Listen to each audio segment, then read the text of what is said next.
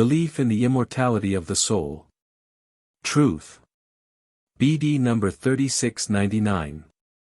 February 27, 1946. The death of the body is not the end of the soul. People fail to realize and believe this and therefore do not evaluate earthly life in accordance with my will. They more or less only care for the needs of their body but not for their soul.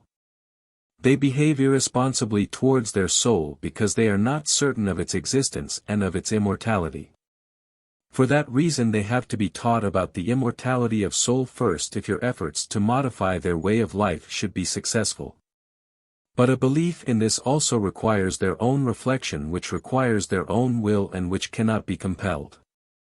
The immortality of soul makes the meaning and purpose of earthly life understandable, and only then is it possible for the human being to change himself, to regard the life of the soul more important than the life of the body. Humanity is confronted by two major dangers: disbelief in the soul and its immortality, and misguided teachings. The latter are a hindrance to spiritual ascent even to those who believe in the immortality of soul, because they portray a wrong image of the eternal deity and because people usually neglect to implement one thing: to establish a sincere relationship with me either mentally or by means of the right kind of prayer. Only this will guarantee their spiritual ascent, because then I will be able to become effective myself. Thus my servant's most important work on earth relates to the eradication of misguided teachings and the awakening of faith in a continuation of life after death. And people will have to listen to my servants if they want to be successful during the brief time on earth which remains to them before the end. They will only be able to obtain completely truthful explanations where such are sent down from heaven.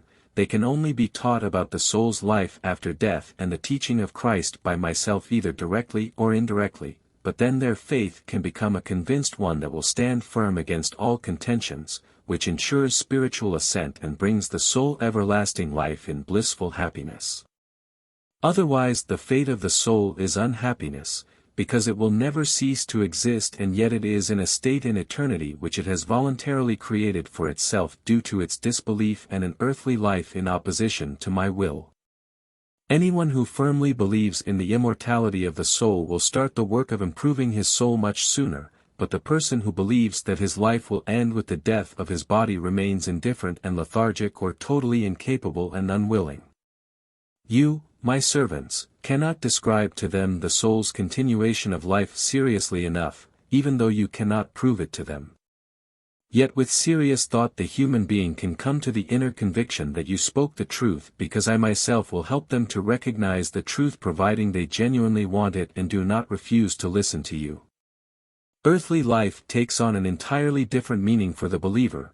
He no longer perceives it as an end in itself but only as a means to an end, and reproaches his own way of life which he subsequently tries to improve, depending on his strength of will. And as soon as he is presented with the pure truth his faith will be strengthened, while misguided teachings will only destroy him and let him relapse into darkness. Thus the truth must be spread to bring life to the souls, because misconceptions and lies are the soul's death in the spiritual kingdom but not its passing away. It merely means complete weakness and is therefore a state of severe distress which I would like to avert from the soul by sending my messengers to bring help before it is too late. Amen.